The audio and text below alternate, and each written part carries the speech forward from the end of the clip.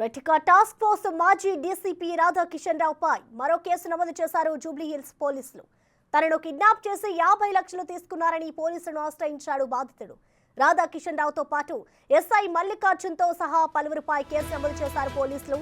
2018 నవంబర్లో క్రియా health care సంస్థ డైరెక్టర్లతో కలిసి చైర్మన్ వేణుమాధవ్ వద్ద నుంచి బలవంతంగా షేర్లు యాజమాన్య మార్పిడి చేశారని తెలిపారు బాధితుడు వేణుమాధవ్.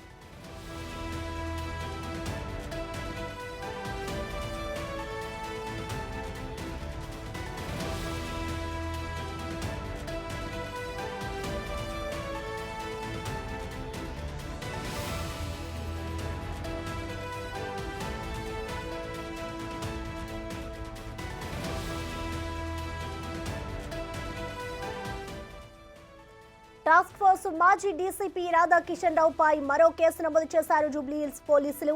తనను కిడ్నాప్ చేసి 50 లక్షలు తీసుకున్నారని పోలీసులను ఆశ్రయించాడు బాధితుడు.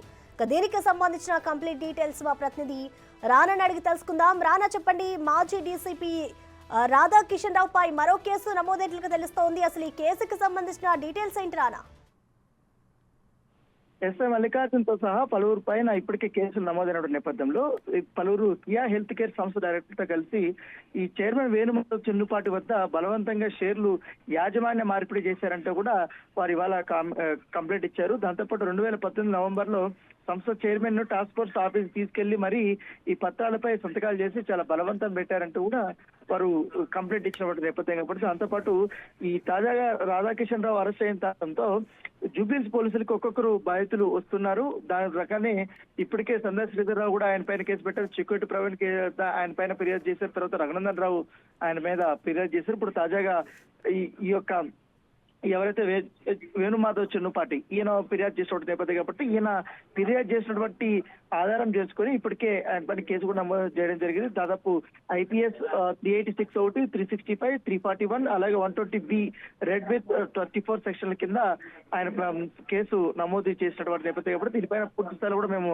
దర్యాప్తు చేస్తామనేసి కూడా పోలీసులు చెప్పినటువంటి నేపథ్యం ఏర్పడితే ఎందుకంటే ఎవిడెన్స్ కూడా వారు బంజారా హిల్స్ పోలీసుల దగ్గరికి ఇవ్వడం జరిగింది. దాంతో పాటు ఇప్పటికే జూబ్లీహిల్స్ పోలీస్ స్టేషన్ లో ఈ ఫిర్యాదు చేశారు కాబట్టి అక్కడ కేసు నమోదైంది. అయితే ఈ కేసుని బంజారా హిల్స్ లో ఇప్పుడు ఆల్రెడీ ఒక దర్యాప్తు సంస్థ రాధాకిషన్ రావు ఫోన్ ట్యాపింగ్ కేసులో కూడా దర్యాప్తు చేస్తున్నారు కాబట్టి ఈ కేసుని వాళ్ళకి అప్పచెప్పే అవకాశం ఉన్నట్టుగా మనకు సమాచారం ఉంది. అయితే ప్రాథమికంగా మీరు ఎంక్వైరీ చేసిన తర్వాత దానికి సంబంధించిన డీటెయిల్స్ వారితో షేర్ చేసుకునే అవకాశం ఉన్నట్టుగా మనకు సమాచారం ఉంది. ఇప్పటికే 4-5 మంది వచ్చి ఇప్పుడు ఆయన పైన ఫిర్యాదు చేసినటువంటి నేపథ్యంలో ఆయన చుట్టూ భారీ స్థాయిలోనే ఈ యొక్క కేసులన్నీ పడుతున్నటువంటి నేపథ్యంలో ఇప్పటికే ఆయన 12వ తారీఖు వరకు కూడా చంచలగూడ జైల్లో ఉండాల్సిన నేపథ్యం ఇప్పుడు రేపు ఆయన బెయిల్ కూడా పిటిషన్ వేయబోతున్నారు. సో ఈ నేపథ్యంలో ఇప్పుడు మరొక కేసు నమోదు కావడం అనేది ఇది ఒక ఆసక్తికర పరిమాణంగా చూడొచ్చు.